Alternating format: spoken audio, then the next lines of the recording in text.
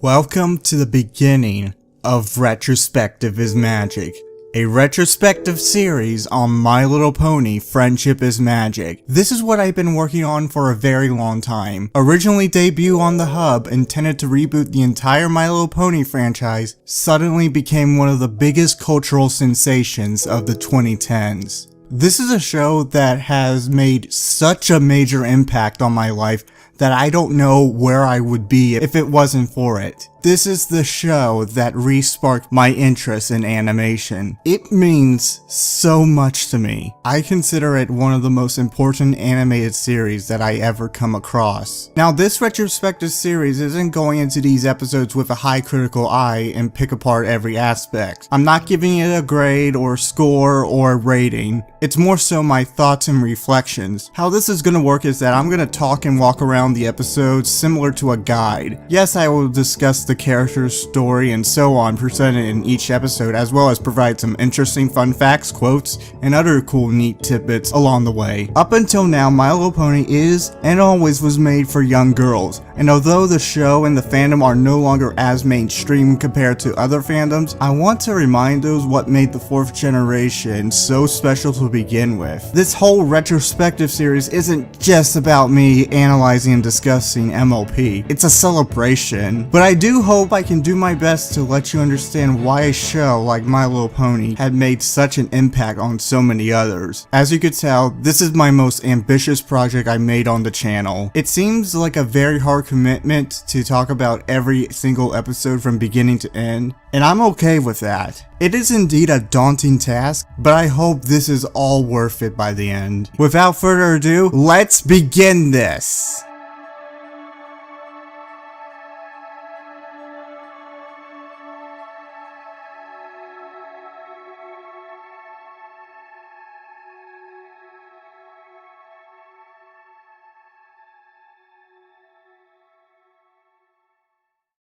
Our tale begins long ago where two sisters ruled the land of Equestria. The elder raised the sun at dawn while the younger raised the moon at dusk. One day, however, the younger sister grew resentful of the fact that the ponies played in the day yet slept through her wonderful night. She became bitter and one night refused to lower the moon. She transformed herself into Nightmare Moon and vowed to shroud Equestria in eternal night. Her sister used the elements of harmony to banish her to the moon and took on the responsibilities for both sun and moon. Our real story begins with a young purple unicorn mare named Twilight Sparkle. She is convinced that soon the mare and the moon will return for her revenge, quote unquote the longest day on the 1,000th year, which happens to be the upcoming summer sun celebration. She calls upon her loyal #1 assistant, a purple baby dragon named Spike. She tells her assistant to send a letter to Princess Celestia, ruler of Equestria, and she doesn't like the response.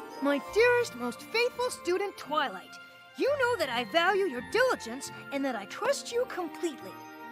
But you simply must stop reading those dusty old books. Twilight thinks this is baffling and stupid. Celestia advised Twilight with supervising the preparations for the summer sun celebration in the small town of Ponyville and gives her a secondary task of finding and making new friends. Twilight firmly believes that the fate of the world does not rest on her making friends. Spike asks Twilight to attempt socializing with the others, and so on. Twilight grudgingly does her job.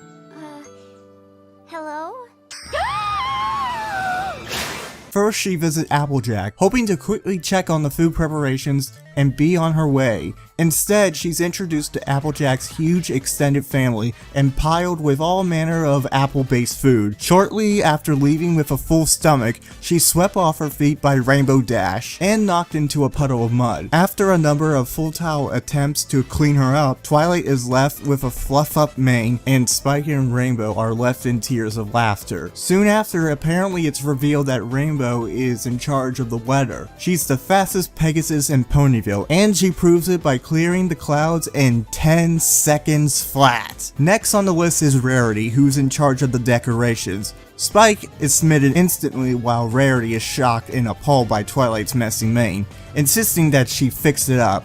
She runs Twilight through a number of costumes. Afterwards, Twilight drags Spike from the boutique and out to the edge of the woods where Fluttershy is leading a choir of songbirds in rehearsal. Unfortunately, Twilight appears at a very bad time and startles both the birds and poor Fluttershy. Despite her best efforts, Twilight can't seem to get Fluttershy to talk to her until she sees Spike. After Spike literally tells Fluttershy his life story, Twilight brushes her off and drags Spike into the library with her, hoping to finally get some time to herself. And then she appears. Surprise! This pink pony is Pinkie Pie, and while she's expecting at a mile a minute that the reason she dashed off was to set up a surprise welcome party, Twilight unwittingly pours herself a drink of hot sauce, what's wrong with you? Which Pinkie then eats on a cupcake without a second thought. Running to her room, Twilight ponders the idea that these newfound ponies are her friends and worries whether or not the Mayor and the Moon will finally return. Before she has time to fret any further, she's beckoned to the town hall to watch the sunrise. And that's the setup to My Little Pony: Friendship is Magic. When I saw this for the first time, I was completely off guard that My Little Pony, of all things, begins telling a story that ends off with a tragedy. There's no happy ending. The elder sister had no other choice but to banish her younger sister to the moon. I love how the atmosphere starts all peacefully, but it eventually becomes darker and unsettling as the story progresses. I have to praise the art direction they went for. It's so wonderfully detailed and easy to immerse yourself into the story. One thing that the first episode of My Little Pony: Friendship is Magic does really well is that it takes a plot that has been done so many times that many young viewers can follow through and understand, but it's stacked with so many layers of depth. It's very easy to just scoff off the premise for having such a simplistic plot, but let me tell you, there is so much more than that. I wholeheartedly believe having the plot for its simplicity and easy to follow to be more of an advantage to the episode's favor. I have seen many opinions how the episode pilot comes across as shallow or slow, but I heavily disagree. The pacing for the first act is done extremely well to convey the audience about the world of Equestria. It does take up most of part 1 to finish up the first act, but each aspect of setting up the world, the characters, and backstory are given the right amount of time they needed to have. Each of the characters are given a first impression for a good 2 to 3 minutes. Although we should talk about Twilight Sparkle, as she is the main centric character of the entire show. Ironic enough, when we were introduced to Twilight Sparkle, I found something very ironic about how her character was properly established compared to your usual main protagonist. In many ways, Twilight Sparkle comes across as a villain. When you really think about it, Twilight has hardly any redeeming qualities. Immediately as the episode starts, Twilight's behaviors and actions becomes quite apparent. She's cynical, impatient, reclusive, closed-minded, and she's even full of herself at times. The first thing we see is Twilight's refusal to go to a birthday party for a pony named Moon Dancer. When she's suddenly stopped, she begins to make an excuse because she doesn't have time socializing with the other ponies or going to parties. She would rather be isolated in her ivory tower, studying or reading books because she finds making or hanging out with friends to be a huge waste of time. But what really sells this scene are the ponies' reaction to Twilight's cynical attitude. Does that pony do anything except study? I think she's more interested in books than friends. You may think that this is a really bad thing for a character who we're supposed to root for, but it's actually the opposite. The first episode of My Little Pony: Friendship is Magic is a hilarious deconstruction of cartoons aimed for little girls. What makes this work so well is having well-defined characters and pushing elements that went far against the status quo of stereotypes girls were known for. For instance, let's take a snarky and introverted character like Twilight, someone clearly has no time for friendship, and let's put her in a world where she's expected to be friends by default. Instead, we see Twilight being driven to ever greater seclusion and jadiness from how each new character she attempts to befriend her. In many ways, she's kind of like Frank Grimes from The Simpsons. This isn't your typical ordinary little girl's cartoon. This is an advanced little girl's cartoon. Most of the town folks are all cheerful, welcoming, and friendly. There are certain points where each of the main cast act remotely positive towards Twilight. How we see Applejack casually invites her to the Apple family reunion, Rainbow Dash successfully completes clearing the clouds in 10 seconds flat, Rarity fixing Twilight's mane, Fluttershy's shyness subdues after finding interest in Spike, Pinkie Pie throwing her a welcome party. You can tell that these characters have good intentions for Twilight despite that they only met. But to Twilight, while she does act that she appreciates feeling welcome in Ponyville, as the episode progresses, she seems to find the whole friendship thing becoming more and more of a hindrance than taking advantage of these opportunities. All the ponies in this town are crazy! The only reason why she came to Ponyville in the first place was setting up the preparations for the Summer Sun celebration, and what's even more interesting is that despite her ruler and teacher, Princess Celestia, advising her student to go out and make friends, Twilight would rather get things over with and done than just mingling with other ponies in town. It doesn't sound like a big deal to others, but it's a big deal for me personally. Growing up, I had to move into towns and transfer schools. Being surrounded in a completely different environment than what you're normally used to can become seriously frustrating. I didn't came into school just to make friends. To me, Twilight reminds me a lot of myself during a time when I didn't want anything to do with others. But Twilight isn't the only main character, of course. We're later introduced to Spike, a baby purple dragon who lives alongside Twilight and is dubbed her #1 assistant. Spike is also her main point of contact with Princess Celestia. He's pretty much a real-life mail operator. Twilight and Spike's relationship is interesting. His employer? Sister? Mother? Sis mother? Unfortunately, there isn't much I could say about Spike at the time being. Spike is often a recurring gag being used as a source for comedy and slapsticks. His character isn't as fleshed out compared to the rest of the main cast until much later. What you need to know is that he's incredibly loyal to Twilight, as his duty is to send letters to Princess Celestia with his fire breath, and his newfound puppy love crush on Rarity. Ah, Rarity. She seems like the type of character you normally picture in any typical cartoon aimed at girls. She has an eye for fashion, extremely ladylike, and loves being the center of attention. I know many friends who absolutely hated Rarity when giving MLP a fair shot, and if I'm gonna be real, I don't actually blame them. Out of all the main cast, Rarity didn't exactly win over many good first impressions. The first thing we see after Rarity is done decorating the Summer Sun Festival, she gives Twilight a makeover and daydreams over the enchantment of Canterlot. A big part of her character that may have been turned off is that one of her defining characteristic traits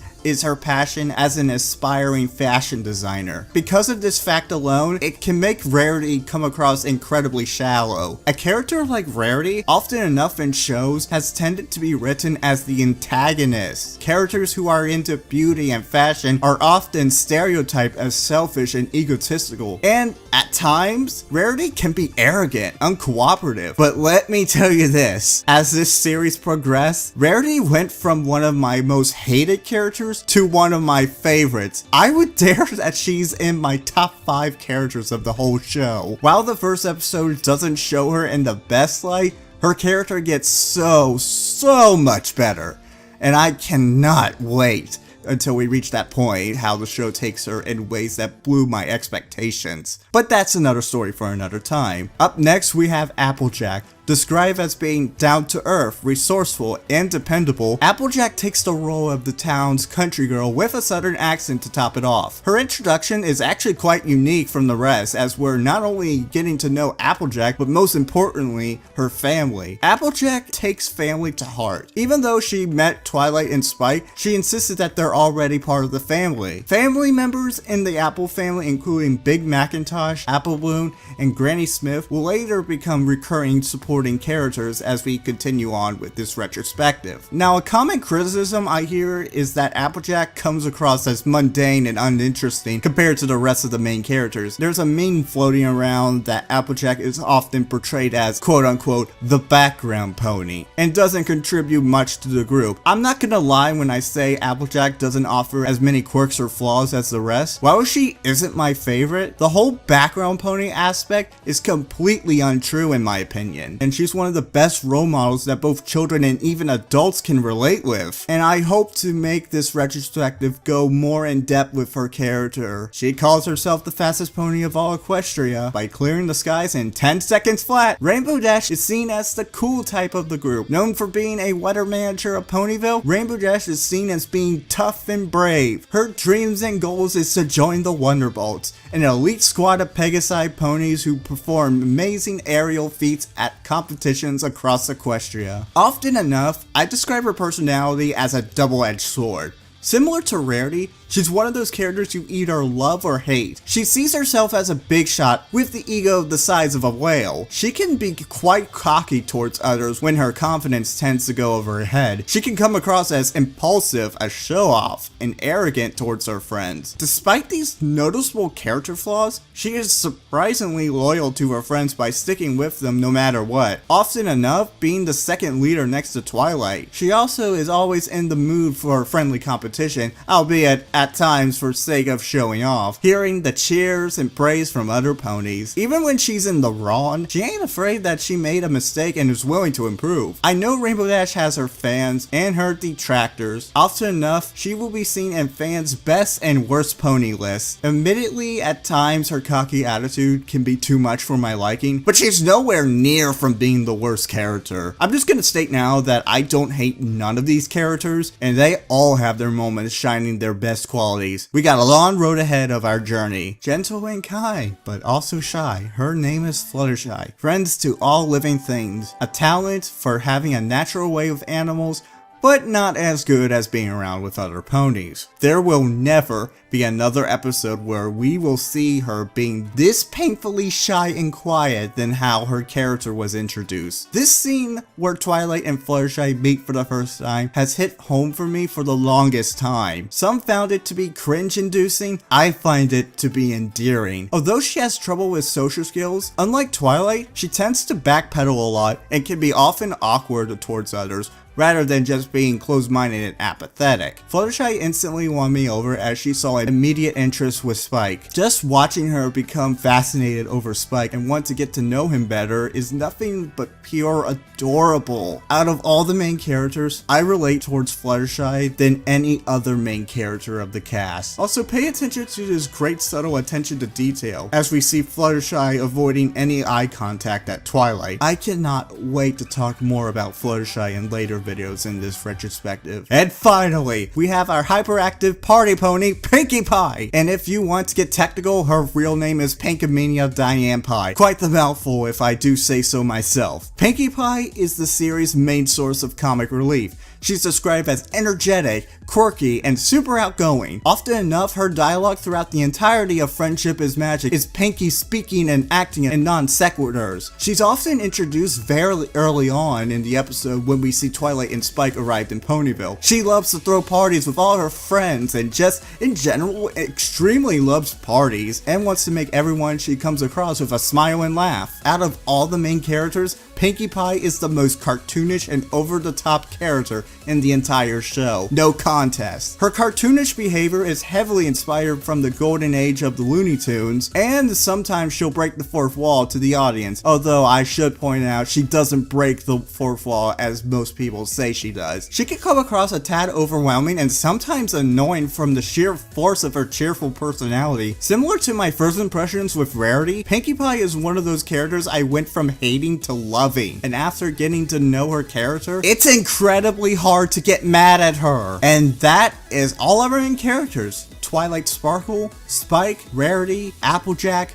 Rainbow Dash, Fluttershy, and Pinkie Pie. These will be our main cast of characters we will be sticking throughout the remainder of the series. They are known as the main six, and I will be using that term from here on out. They're not the most original characters out there. I mean, we have seen bookworm nerds or overly optimistic types of characters, but the episode does an exceptionally well done job demonstrating all these characters' interactions with Twilight and how they all bounce from each other. Each has their own unique personality and characteristic traits. I also consider Spike to be part of the main group since he does have his fair share of interactions with the 6 other ponies. Now, Twilight did mention about the ruler of Equestria and her teacher, Princess Celestia. As far as we know, there's very little about her, although I like how the princess has a rather playful and sarcastic side by telling Twilight to stop reading those dusty old books. That got a good laugh out of me. But the most interesting thing I seem to found is that we never see her at all until the very end of the episode. You would think it would be our main character in charge driving the plot,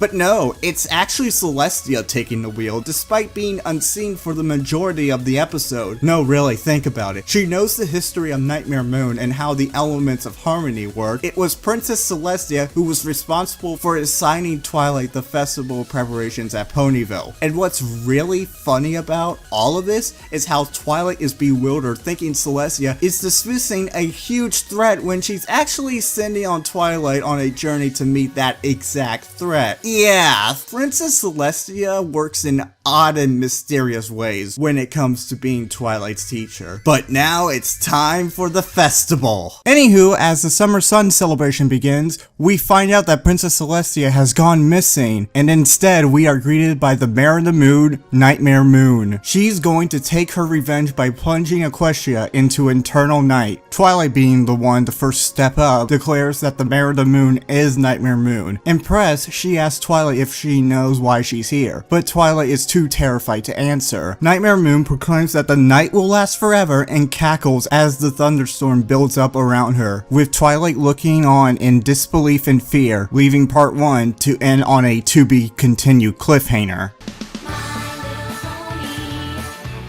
With the citizens of Ponyville wondering what to do, Twilight Sparkle returns to the library to do some research, putting the baby Spike to bed beforehand. As she searches for more information, Applejack, Fluttershy, Pinkie Pie, Rarity, and Rainbow Dash show up, all having figured out that the newcomer knew about what was going to happen. Realizing that they weren't going to leave without answers, Twilight tells them about uncovering the prophecy on Nightmare Moon, and the only thing that can possibly stop her, the elements of harmony. Thanks to Pinkie Pie, Twilight finds a book on the elements of harmony, which names the 5 known ones: honesty, kindness, laughter, generosity, and loyalty, and pinpoints their last known location in an abandoned castle in the Everfree Forest.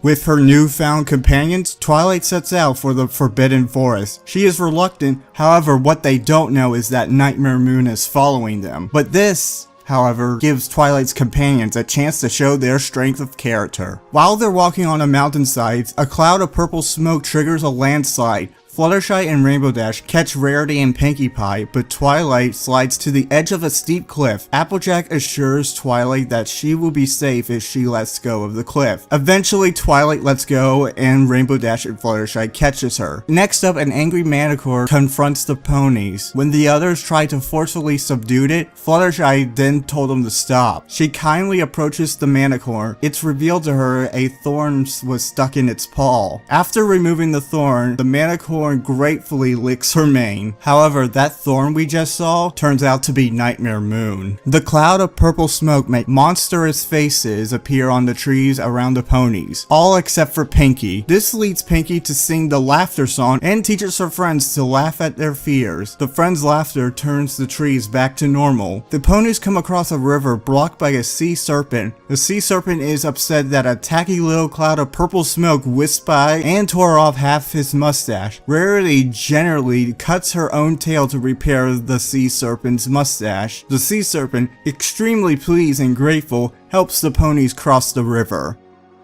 Would you believe me if I told you his name is Stephen Magnet and his origin circulated through YouTube's broken caption system? As we reach the bridge, Rainbow Dash is tasked to flying to the other side and fixing the bridge. Nightmare Moon takes on the form of a trio of performing Pegasi and offers Rainbow Dash fame and fortune. Rainbow Dash, eager to take the deal until she learns she has to abandon her friends. While still tempted, she chooses to remain with her friends and completes the mission. direction. If part 1 was meant to introduce the characters in the world, then part 2 would be to expand upon them. One thing that comes to world building is that almost every episode in the series presents something new to add to the world of Equestria. One of which is a forbidden area known as the Everfree Forest, presented as a mysterious place that is home to a variety of creatures and animals, and it possesses a quality that allows plants and animals to thrive without pony intervention, which ponies consider unnatural. The Everfree Forest is far from the most threatening place, but it's enough to bring the characters out of their comfort zone. The creatures and monsters in My Little Pony Friendship is Magic are heavily inspired by several forms of folklore and mythologies, one of which is a mythical creature known as the Manicord. I mentioned that part 1 of the pilot is meant as a deconstruction of shows aimed for girls. Part 2 is where they completely reconstruct the concept, and by how? Well, obviously the characters, of course. Almost all of Twilight's newfound companions have a chance to show their strength of character, and it's honestly completely exciting to watch. Throughout the friends' journey throughout the Everfree Forest, we see Nightmare Moon attempting to stop Twilight and her friends from reaching the abandoned castle by having the entire forest be under the influence of her presence. There are even times where our heroes are in some serious life and death situations. It builds tension and raises the stakes. Each one of the main 6 demonstrates their own strengths and virtues, allowing Twilight to understand the value of friendship. I think my personal favorite has to be Rainbow Dash being tested by the so-called Shadow Bolts. The tension as we're watching Rainbow contemplating temptation, it shows off her virtue with flying colors for standing by her friends no matter what. Don't get me started on the whole Manicore fight where Rarity kicks him in the face. I initially hated Rarity in part 1, but that scene alone was enough to win me over her character. Fluttershy taming the Manicore, displaying her own virtue, is completely awesome in its own right as well. In many ways, she killed that Manicore with kindness, and she received affection back. Now hearing Applejack telling Twilight to let go is odd. The point of this scene was to show her character's virtue of honesty. You could argue that she saw Rainbow and Fluttershy saving Rarity and Pinky, but she was so vague with Twilight. I believe what the writers were going for was having Applejack withholding information without compromising the truth. You see, Applejack wasn't forcing or ordering Twilight to let go. She instead reassures her that everything is going to be alright. Kinda like Finding Nemo in a similar situation. The second part goes out of its way that despite all these quirks and mishaps, you get the sense of these mutual trust and friendship among these characters who spend a lot of time together, that no matter how bad things may get, friends are meant to stick together and rely on each other. Another thing that the show brings to the table are the musical numbers, and this show has a lot of songs throughout its entire run. I'm not gonna lie when I say the first musical number made me roll my eyes the first time. When I first got into this show, I used to skip the musical numbers for reasons I can't remember. But I digress. Coming back to this song does show its importance to the story. Some say why couldn't Pinky just ignore the trees instead of laughing at them? But when you really think about it, it would be a poor representation of her element. Having a friend ignoring the problem instead of facing them doesn't sound like a good valuable teammate, now does it? Also, for the longest time, I thought the song's title was Giggle at the Ghosties,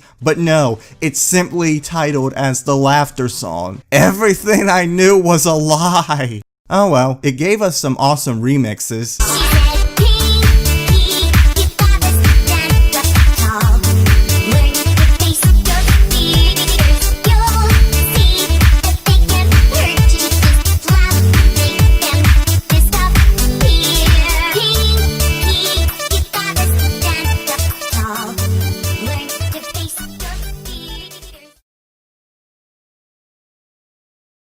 On finally reaching the keep, Twilight investigates the elements of harmony and tries to trigger the spark that is said to make the 6th element appear. Just then, Nightmare Moon appears and steals away with Twilight and the elements in an effort to prevent this from happening. Much to her surprise, Twilight refuses to surrender. A brief struggle ensues as Twilight tries to recover the elements, but eventually Nightmare Moon simply shatters them to bits. All hope is lost until Twilight hears her friends coming to her rescue. And soon, she had an epiphany.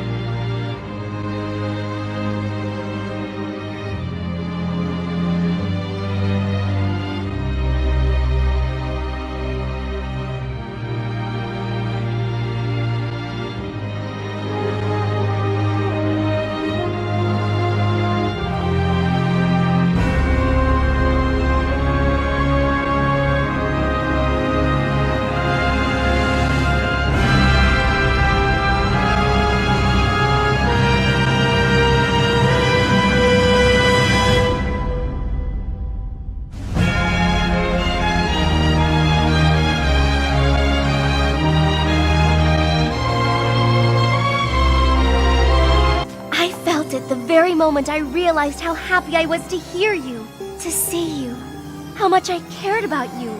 The spark ignited inside me when I realized that you all are my friends.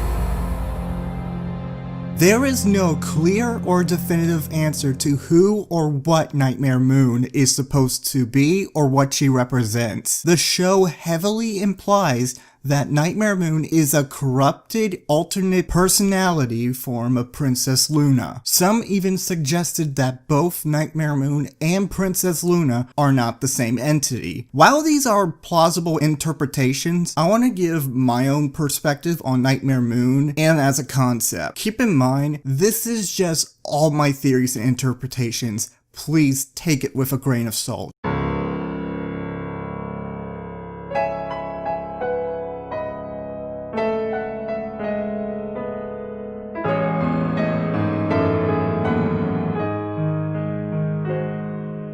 At the end of the episode, it's revealed that the younger sister, Nightmare Moon, took over was Princess Celestia's little sister, Princess Luna. I guess them being revealed as the two sisters isn't that surprising of a twist. Now some have pointed out how come Twilight didn't know that Celestia had a sister despite being taken under her wing as her most faithful student. To be honest, I believe if anyone would know if the myth was true, it would be Twilight. It has already been established that Celestia has ruled Equestria alone for almost 1,000 years. And when I think about it more, Twilight isn't the type of pony who would question Celestia's motives because she already had complete faith in her. We don't know anything beyond Nightmare Moon's past or origins other than what is given in the tale of the two sisters in the opening prologue. According to the first episode, Nightmare Moon was created from the bitterness and jealousy in Luna's heart. Luna's bitterness came from how her elder sister Celestia would receive all the praise and glory while Luna was always shunned from the ponies of Equestria. That same bitterness and sour towards Celestia's success would continue to consume Luna's mind until one day she was transformed into Nightmare Moon. Celestia, seeing no other way, used the elements of harmony to defeat Nightmare Moon by banishing her into the moon for over 1,000 years. But in doing so, had led Luna to be sealed as well, since she was corrupted under Nightmare Moon's influence. When we see Luna for the first time, she looks awfully young when she was finally set free. The show never explicitly states if alicorns are immortal, but I believe because both Celestia and Luna are royalty blood, Celestia, using the elements of harmony against Luna, has suspended their ages. Considering that Celestia and Luna are the only alicorns in the entirety of Equestria, it could explain why Celestia is technically over 1,000 years old, and it would give many ponies the assumption that alicorns are seen as immortal being gods. Nightmare Moon to bring eternal night doesn't seem that threatening of a villain, but let's really think about it. Without the sun, if Nightmare Moon were to permanently swallow up Equestria in eternal darkness, this would lead into so many bad implications. The majority of Equestria are ponies. It's safe to assume they're all herbivores, right? Ponies get their energy from consuming plants and only plants. Taking the sun away would lead the plants dying. And not only that, but plants and trees are responsible for giving out oxygen. So not only Nightmare Moon's taking away the sun, she is basically taking away one of the most important fundamentals of life, which would leave Equestria into a desolated wasteland. Actually, no, into an extremely freezing, desolating wasteland, starting the age under a brand new Equestrian ice age.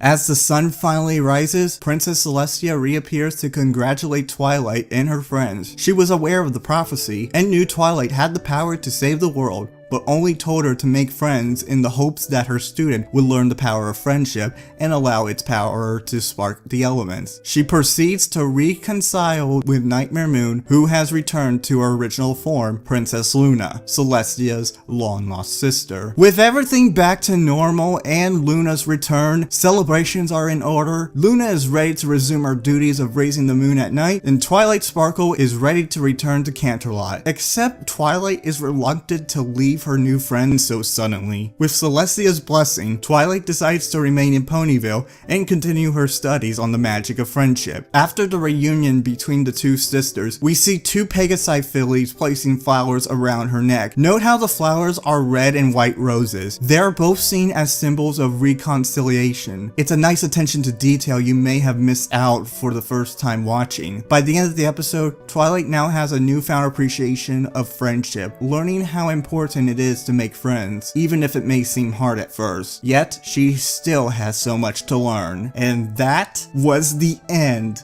of the pilot episode of My Little Pony: Friendship is Magic. Now, is every video in the series going to be over 30 minutes long? No. But a lot does indeed happen in the first episode. As far as world building and characters go, I think the first episode did a fantastic job beginning the series in the form of a storybook. From there on, we stick with Twilight Sparkle as she ventures to Ponyville, meeting her newfound companions. Each character has their own unique personality and defining characteristics traits that helps them from differentiating from each other, creating a diverse and colorful cast of characters. Interesting enough, the pilot episode has two alternative names. Part 1 is known as Mare in the Moon, and Part 2 is referred as Elements of Harmony. As the first episode goes, the two-part pilot for Friendship is Magic surprisingly holds pretty dang well. I was afraid it was going to age poorly or wasn't as good as I remember. But nope, writing this retrospective has helped me appreciate what Lauren Faust and the rest of the team were going for. The tone and atmosphere is completely calm and relaxing in part 1, while in the second part gives a more ominous yet exciting feel. It's quite a nice and refreshing contrast. Now, by the end of every episode, it contains a message and moral. This episode's message about how important it is to make friends, even if it may seem hard at first, really resonates with me. As someone on the autism spectrum, I can definitely relate with Twilight and her struggles adapting into a new society. It's very easy to stay reclusive, but the only way you're going to make any new friends is by making the first move. We're all going to have awkward first impressions and other quirks we find about each other. I believe Twilight truly excels that with flying colors. Now, I understand that this show might not be everyone's cup of tea. Some aren't into the music, the art style, the world, or the characters. All fine opinions,